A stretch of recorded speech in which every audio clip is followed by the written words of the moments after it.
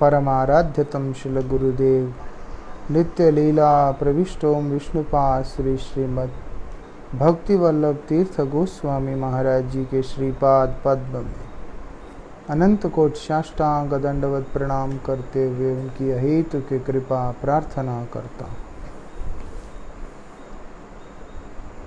By the mercy of most revered Srila Gurudev,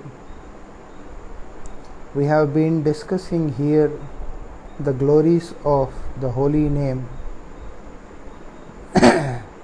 Yesterday we have discussed about how it is very important to surrender ourselves in the lotus feet of the Lord, to surrender ourselves to the mercy of the Supreme Lord, which is very important.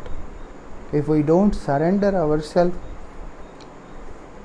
we will be only puffed up by whatever happening around us in this material world. If we are not surrendered to the Supreme Lord, we are nothing more than the slaves of Kali Yuga. We are nothing more than the slaves of our own ignorance, and we are nothing more than the slaves of technology or hypocrisy, all other things. So that's why a person who is the slave of Kali Yuga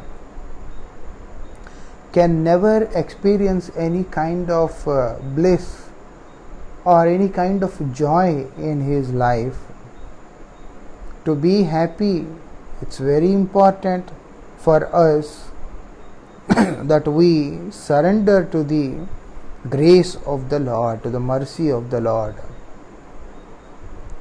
And that desire to surrender comes, the doors for the mercy of the Lord will be opened only when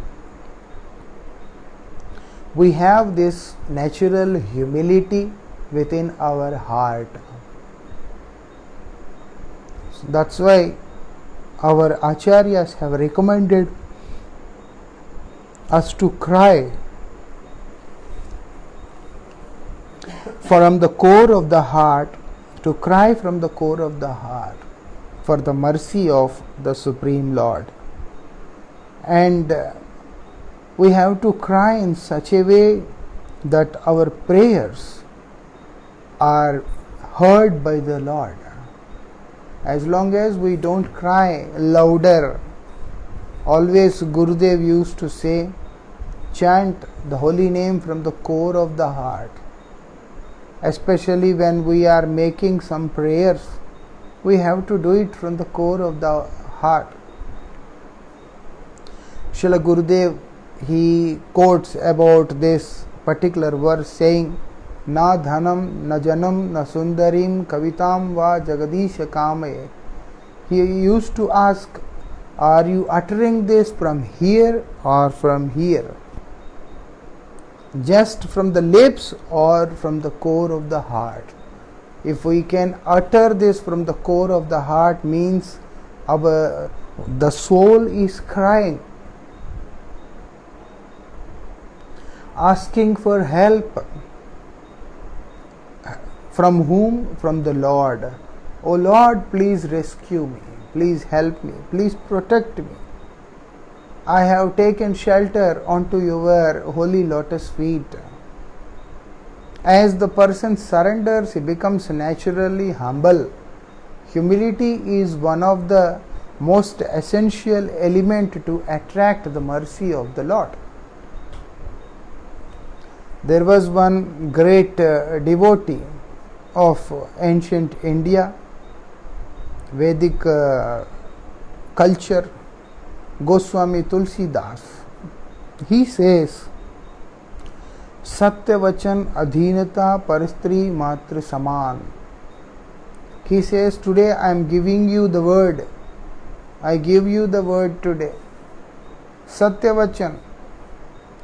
If you are able to speak the truth, if you have the courage to speak the truth, don't speak lies, always speak truth.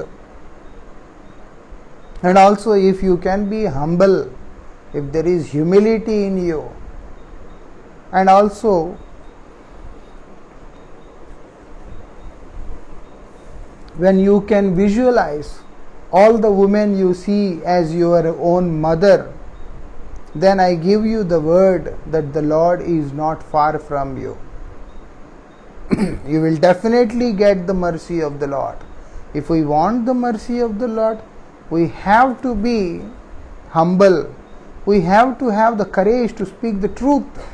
What is the truth? Satyam Param. The topmost truth is the Supreme Lord.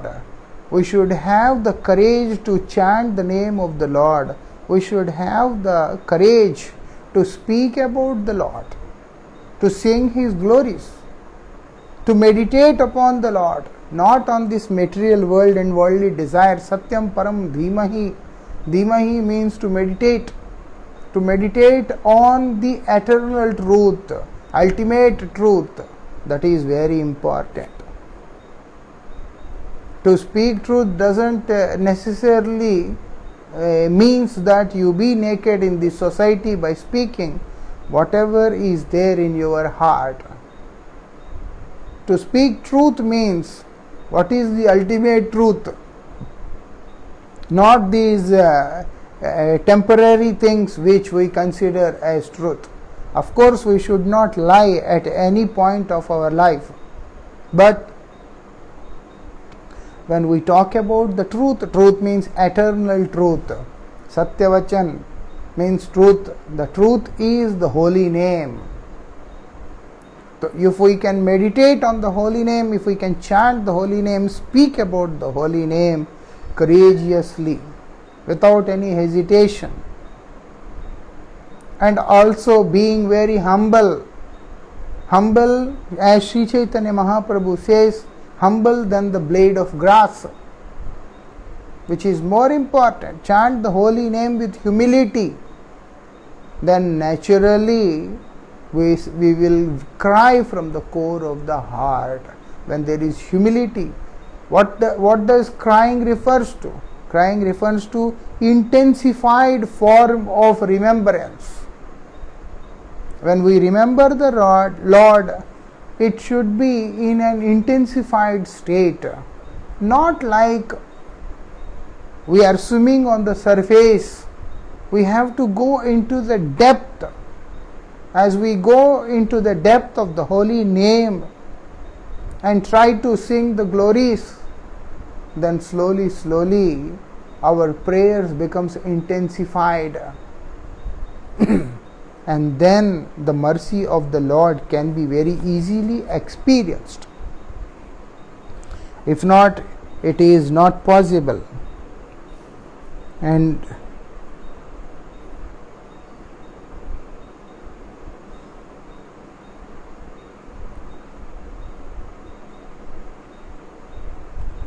we have to give up our ego, our pride, all those things, if we really want the mercy of the Lord to descend.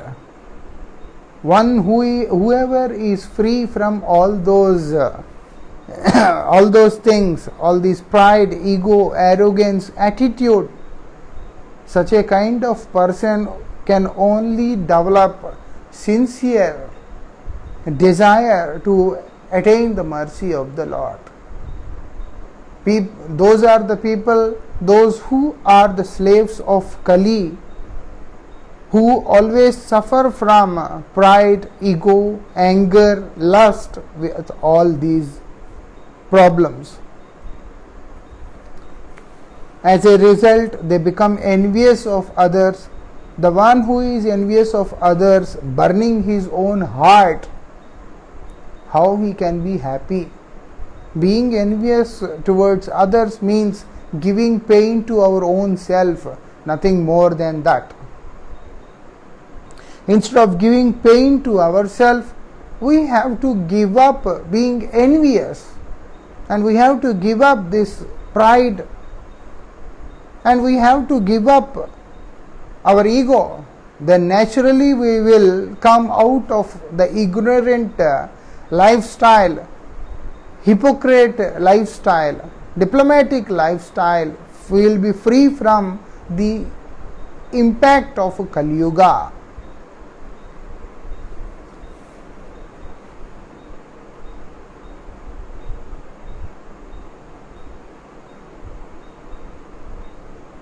And we have to understand that in the past also we can see these bona fide scriptures. They are narrating so many instances which proved that how merciful the Lord is. How merciful the Lord is, even though the person is so in a so miserable condition. But still the Lord becomes very merciful and then protects the person, saves the person. One whoever desires to be rescued from this miseries of material world. As we can see an instance in the life of Sri Chaitanya Mahaprabhu about Jagai and Madhai. They lived a life which is personified form of hypocrisy. And our Acharyas glorifying Sri Chaitanya Mahaprabhu says, Pataki re tumi kripa karo naki, Jagai Madhai chilo ye pataki. Are you not going to save the person who is the most sinful person? You will not shower your mercy. How can I believe this? Because we have seen you being very merciful on Jagai and Madhai, both are sin personified. Tahat jenechi premere Thakur, you have proved yourself to be the God of love. You are full of love, transcendental divine love. We can see that these two people, they used to drink all day and trouble people. Like whatever things which are prescribed that they happen in Kali Yuga, all those things are being done by these two brothers known as Jagai and Madhai, who were living in Navadvip Dham. They both were living in Navadvip Dham. And they were gambling, they were drinking alcohol, they were eating meat, and also having all kinds of illicit relations. And not only that, as a result, they are becoming so cruel towards the human society. People would avoid them, escape from them, only to be saved from their torture. But when Sriman Nityananda Prabhu went to them and gave his mercy, their life completely changed, transformed. When a pure devotee extends his mercy, and the pure devotee's mercy is actually the mercy of the Lord. How we come to know that Lord is merciful on us? Many people, they understand the mercy of the Lord through the worldly advancements, achievements. If we can achieve perfection, or maybe if we can achieve something in our life in this material world, we start to consider that the Lord is being merciful on us. But the true mercy of the Lord can only be understood by the presence of a pure soul in our life. When we cry from the core of the heart for the mercy of the Lord, then only the Lord descends in the form of His pure devotee, who accepts us, who gives us shelter and shows us the path which leads to the Supreme Lord, which leads towards eternal bliss, which takes us towards eternal bliss. That's why it is said, the Lord is so merciful that He is always there. It was seen in the past in many forms.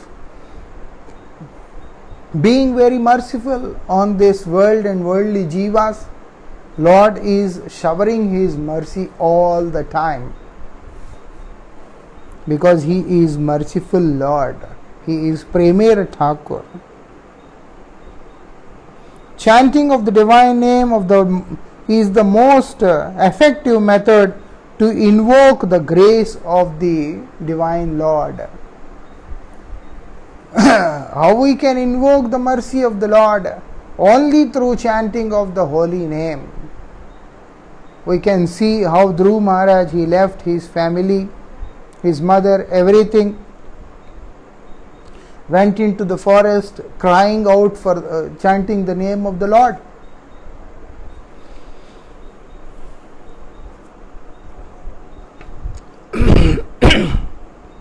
Chanting the name of the Lord. What he is doing is calling out the name of the Lord. He is so sincere, so humble, and crying from the core of the heart. Lord could not remain any more after that. What he does, he sends his dearmost associate, who is mercy personified, Narad Goswami, spiritual master of Dhruv Maharaj, and helps him so that he can understand, he can realize the Lord, he can have his divine darshan. So that's why, if we want the Lord to be merciful on us, then we should chant the holy name. When we chant the holy name, the mercy of the Lord appears in front of us and shows us the right path, guides us in the right path by which we can easily approach the Supreme Lord. How we understand the Supreme Lord? By our own endeavors? It is said, no. Only by the mercy. By the mercy of whom? By the mercy of the Lord Himself. Lord Himself has to be merciful on us if we want to understand Lord. And the mercy of the Lord appears in front of us in the form of pure devotee, in the form of Sri Guru. That's why the Lord says, Upadekshantite Jnanam Jnanina Tattvadarshina. Tattvadarshi means the one who has realized the Tattva, the truth, one who has attained the truth, one who has the complete knowledge about the Absolute, bestows us His mercy and the knowledge by which we can make it possible in our life, which is very important. We have to understand. What we have to do? Pranipaten pariprishnen sevaya. How we will serve? First we have to start serving the holy name. First we have to surrender to the holy name. When we surrender in the lotus feet of the holy name, then the holy name Nam Prabhu mercifully sends his associates, his pure devotee, and as the mercy of the pure devotee, we will be able to understand the Supreme Lord. In short, we should learn to live a life like a slave.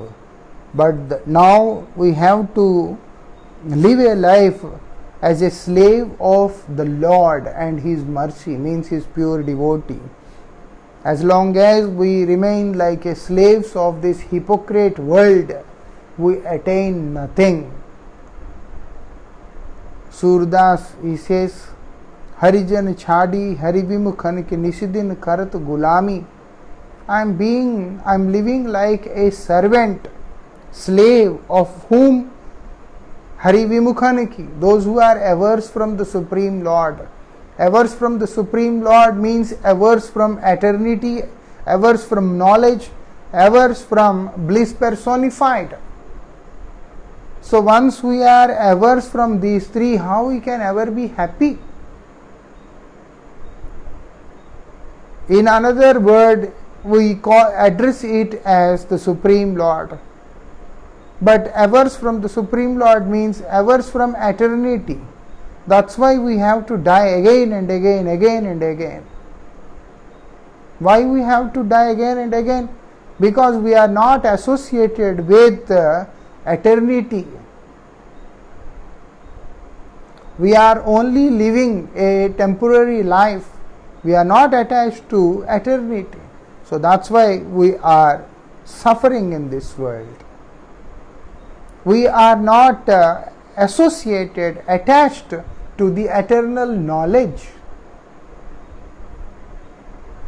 We only try to acquire some temporary understanding of things, but we really never want to have proper knowledge of the ultimate goal of life or the purpose of this life, and also bliss.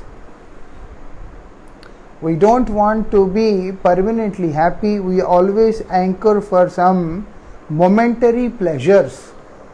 So as we are not associated with the Supreme Lord in any form, how we can be ever happy in our life? That is not possible. So that's why everyone has to understand the real purpose or real procedure by which we can understand and be happy in our life. How it is possible? Only through chanting of the holy name. If not, this hypocrite world is not going to let us survive. The world is such a strange place. Most revered Srila Gurudev always used to say, this is not the permanent place to stay. Move. As soon as possible, just vacate this place. This is a transitory place. This is not permanent residence that we think and we can happily settle down here. Just make your way towards Godhead. Prepare yourself for the ultimate attainment. And we can imagine how the world is today, and we can assume how it will be after 100 years. And at least we can go back to 15-20 years and we can just think how it was at that time. And now we can see how it is, and we can imagine how it will be after 100 years. So the thing here is, if we don't understand the purpose of this life and live a life like an animal, being arrogant, hypocrite, with pride, ego, all those things, we will be only living a miserable life. Not only that, after we die, and as it is mentioned in the scriptures, as long as we have not attained the Supreme Personality of Godhead, shelter in His lotus feet, we have to again appear in this material world only. We may, by our past deeds, we may attain heaven or hell or some other higher planetary systems, but still we will be wandering in this galaxy only, in this Brahmanda only. As a result, if we have to again come to this Bhuloka, because Bhuloka is the only place where we have the chance to perform karma, to act. The nature of consciousness is to desire, is to act and to feel. So, this particular place, this particular abode, means this Bhuloka is designed in such a way among the whole Brahmanda where a person can perform karma, action. It is not possible for him to perform any kind of act in another planetary systems. So again we have to come to this material world, And imagine if we die and if we have traveled here and there for 1,000 years or 2,000 years, and again if we come to this material world, not necessary we will come in this material world only. There are infinite bhulokas, so it can be some other bhuloka also. But imagine if we have to come in this bhuloka which we are seeing today after 1,000 years, how the life would be, how miserable the life would be. So that's why we have to understand, and we have to try to vacate this place, exit from this place as soon as possible. We can't make permanent preparations to live here happily. We can't make such preparations, and we can't think that we will settle down here happily forever, because especially this particular yuga, and this yuga is fully dedicated to Kali, and not less than 4,32,000 years the impact of this Kali Yuga will remain on this world. If it is Satyuga, it was different story. Treta Yuga, it was different story. Dwapar Yuga, it was different story. But now it is Kali Yuga, the age of hypocrisy, the age of controversy, the age of miseries, pain. So all these things are completely full. In such adverse condition, how we can ever find a way that we can be happy? Staying in the stinking waters and thinking that it should not smell, it is not possible. When everything around you is completely rotten, then it is natural that it stinks. If we don't want the stinking smell to come, we have to leave that place. Staying there, we can't accept, we can't desire that it should not stink. I remember last year we went to a few villages in West Bengal for preaching.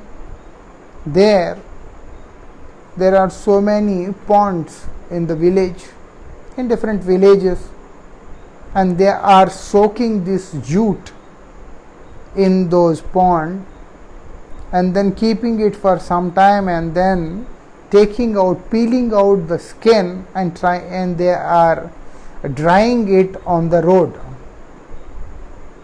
It was so stinking, and it was so smelling too bad that it was very difficult to walk on those roads.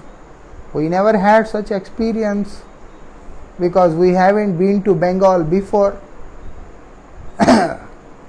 Only to Mayapur. We had been to Mayapur and we were coming back, but it was the first time when we went there in the remote villages of West Bengal, how this jute is being extracted from the trees. It stings too badly.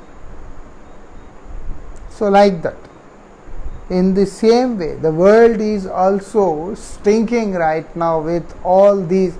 The world is very beautiful. The creation of the Lord is very beautiful.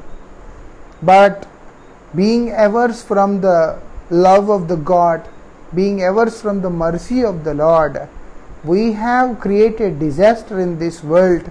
As a result, now the world is rotting and the world is stinking. It doesn't remain any more that comfortable, that pleasurable. If not, there is no such place which is unpleasant, because everything is Lord's creation. The creation of the Lord is naturally very beautiful and very pleasant. But humans are so insane that they have attacked the nature, they have attacked the beauty of this creation and tampered it and spoiled it completely. Now it is so rotting that it doesn't remain any more in a condition where we can happily survive. But Lord is still merciful, so He appeared in this material world in the form of His mercy and He Himself. His mercy is His devotee and He Himself. The devotee and the Lord both appeared only to rescue the fallen souls of this material world. So that's why how we can be rescued, the only process which is prescribed is to surrender yourself onto His lotus feet. And that surrender, the desire to surrender also comes only by chanting of the holy name. We have to chant the holy name.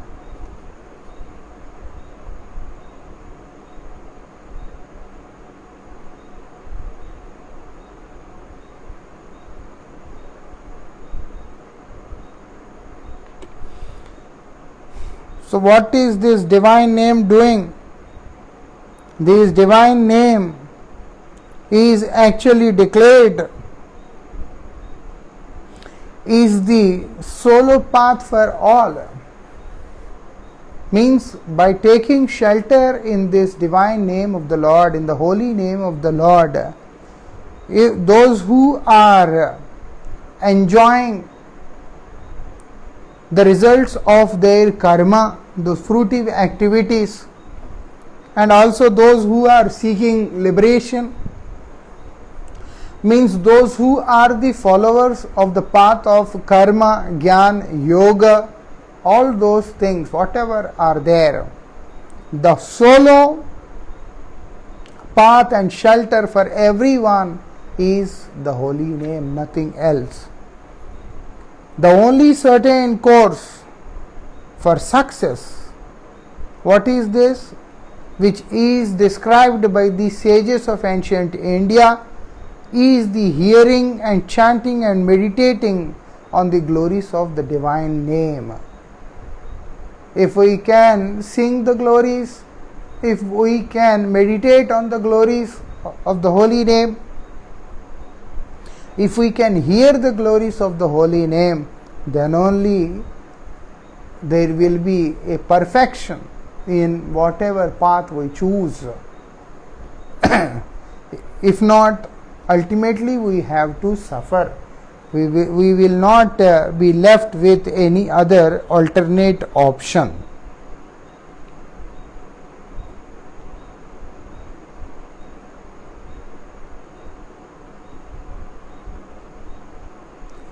The holy name of Sri Hari is the only refuge for all types of persons, whoever they are, the followers of the path of karma, jnana, yoga, tapasya or bhakti. Whatever the person is practicing, whichever path they are practicing, the only refuge is the holy name.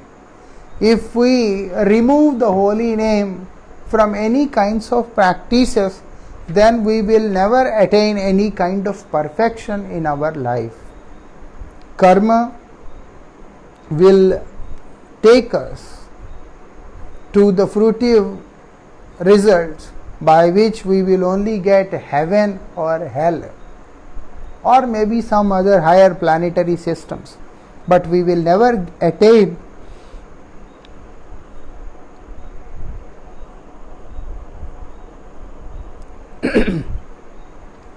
we will never attain ultimate object of attainment. That's why the devotees, the realized souls, they say that there is no such person who can remain, because the Lord says that no one can remain without performing karma, without performing any activity. Actually, according to this Lord's statement, there is no person who is lazy in this world. No one is lazy. Someone may be physically active, someone may be mentally active, someone may be intellectually active, someone may be spiritually active, someone may be performing activities through physical body, someone may be performing activities through mind, manasi seva or whatever it is. Someone may be performing activities through his intellect, and those who are spiritualists, those who are self-realized, they perform all the acts by themselves, means by the soul. There is no one lazy in this world. So anyhow, here it is said, the Lord says that no one can ever remain without performing any activity in his life. But if the activities are not God-centered, not the Lord-oriented, then definitely the result is going to give intense pain to the person who is performing that activity, that karma. So the Lord himself, in the form of his mercy, means in the form of his beloved devotees, appears and advises by which one can engage all his activities for the pleasure and for the service of the Supreme Lord. That is the reason it is said, the karma you want to perform it in such a way that it is with the God consciousness, it is with Krishna consciousness. Not self-oriented, it is Krishna-oriented. How we perform karma as Krishna-oriented? Through the chanting of the holy name. Through the chanting of the holy name. In the same way, Gyan means the path of liberation. No one can be liberated until they take shelter in the lotus feet of the holy name. They may assume themselves to be liberated, but ultimate liberation is attained. Because liberation means there should not be any pain, there should not be any misery, there should not be any anxiety, there should not be any kind of stress in liberation. It is said, Muktanam api siddhanam narayana parayana sudurlabha prashantatma kotishva mahamuni. Sudurlabha, very rare. Who? Prashantatma. And who is that Prashantatma? Narayana Parayana. One who is Narayan Parayan. One who is attached to Narayan. One who is always engaged in the service of Lord Narayan. Narayan means Krishna, the one who is giving shelter to all the living entities. One who is giving shelter to all the living entities is called Narayan. The Lord Brajendranandan Sri Krishna is the one who is giving shelter to not only the living beings, the jivas, the spirits, but also giving shelter to all his incarnations. Anshavataras, Kalavataras, Gunavataras, Leelavataras, all those avatars are being, they are given, shelter is being given to them by the Lord himself. One who is the ultimate shelter of each and everything which is existing in infinite galaxies, infinite Brahmandas, is Krishna himself. So that's why what we have to do is, it is said, Narayana Parayana, one who is such a kind of person who is engaged constantly all the time in the loving service of Narayan. Such person is the person who is Prashantatma, means a peaceful soul. They say rest in peace. It is not possible. How the person will rest in peace if he has never surrendered to the Supreme Lord? Only the one who takes absolute shelter in the lotus feet of the Supreme Lord can rest in peace. There is not possible for all others that they can ever have peace in their life. So that's why it is said, even though the person is liberated, Muktanam, or even though the person has attained some perfections by performing some yogic practices, some yogic perfections, it is also possible. We can't just deny it.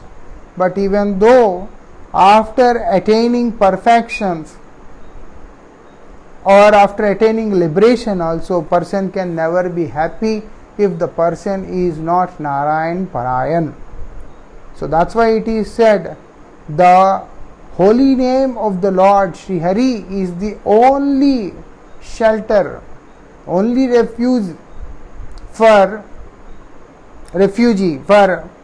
whom? For all these people. They may choose the path they like, but ultimately if they don't surrender to the Supreme Lord, if they don't take shelter in the lotus feet of the Supreme Lord, then they can never be happy. How we take it? Through the chanting of holy name. So meditating on the holy name, everything, whatever is there, it has to be performed only in association, in connection with the Supreme Lord Sri Hari.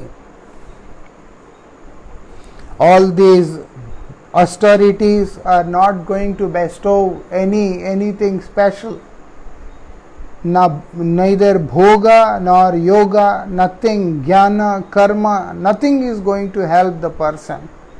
At one point, the only thing which helps the person is bhakti. Bhakti means all those activities performed only for the pleasure of Krishna, nothing else. If we are chanting for the pleasure of Krishna, not for our own deliverance. If we are serving Him, serving for His pleasure. But naturally we will be delivered, we will be rescued by the mercy of the Supreme Lord. Other than this, if we choose whatever other kinds of paths, nothing is going to give us any kind of satisfaction. And those who are practicing bhakti, for them this holy name, what it is the main source of inspiration, and also what is happening, it is the most potential factor. So we are performing bhakti and then we are chanting the holy name, then naturally our bhakti will be nourished. Through this chanting of the holy name, bhakti will be nourished. No one's bhakti can ever be nourished without chanting of the holy name. That is for sure. If we don't chant the holy name, our bhakti is never nourished. If bhakti is not nourished, Bhagwan is never attracted. If Bhagwan is not attracted, then naturally our life remains miserable only. We can attain so many other things, but what is the use? None of them has any connection with the Supreme. None of them has any connection with the Lord. Hiranyakashipu has performed severe austerities. Vishwamitra has performed severe austerities. Shukdev Goswami also, he has attained he has attained perfection of a Brahmagyan. Uddhav also attained perfection, Brahmagyan. Sanat Kumaras have also attained the perfection in Brahmagyan. But we can understand in their life, when they come in contact with the Harikatha of the Supreme Lord, the life of all of them has transformed. One who has attained perfection and fully satisfied by what the person has attained, he would never ever anchor for anything further. If I am satisfied by the thing what I possess in my life, I would never wish to get something different or more in my life. That's quite natural if a person is satisfied. But even after performing severe austerities and even after performing severe intense path of meditation, then also none of them is ever seen happy. How we understand? It depends. An ordinary person laments in an ordinary way, but if a high class personality is there, his way of expressing his lacking is totally different. That's why when Sanat Kumaras are passing through Vaikuntha, as they could receive the fragrance of the sandalwood paste applied in the lotus feet of the Lord, they became so restless that they wished to have darshan of the Lord immediately. And we can see how much they are restless, that when the gatekeepers of Vaikuntha objected them for going inside, they could not tolerate it, and they have cursed them as to be born as demons. When a person does this, they are not an ordinary people that they can just curse anyone. Foolish people, they curse, but intelligent person or wise person never misuses any of his powers or privileges because they are wise. Today Sanat Kumaras, they could not take it anymore, and they have cursed the gatekeepers of Vaikuntha. As a result, they were later born as Hiranyakashipu, Hiranyaksha, Ravan and Kumbhakarna, and also Shishupal and Dantavakra. This is what we have to understand. Even though those who are established, those who are in the position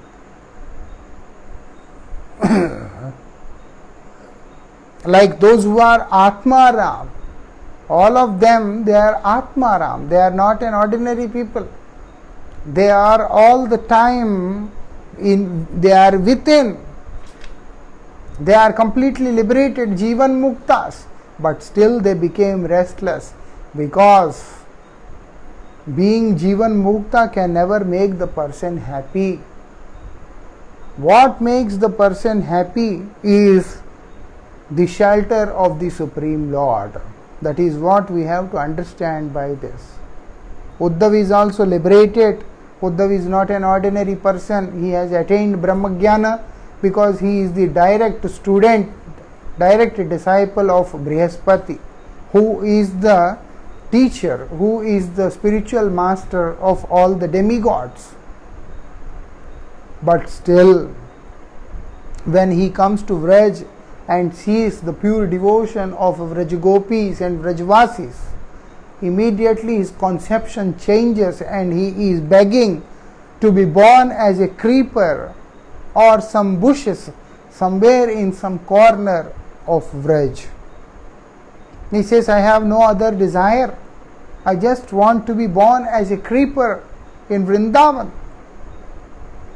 This human form of life is very rare and very precious, but still the one who has attained liberation, one who is on the perfection of the path of Jnana, and also with very nice beautiful human form of life, but still desires to be born as a creeper of Vraj, means the creeper and the dust particles of Vraj are much more significant in comparison with all those Brahmagyanis, all those highly realized personalities. So that's why he also became restless.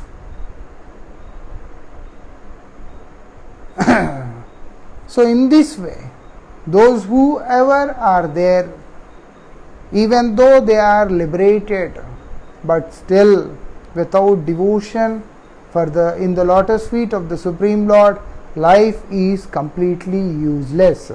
Life doesn't carry any meaning, but the one who has surrendered in the lotus feet of the Supreme Lord, for him liberation comes naturally. Liberation appears to the person and requests the person to accept liberation. Liberation, mukti, becomes slave of the devotee, one who has taken shelter in the lotus feet of holy name.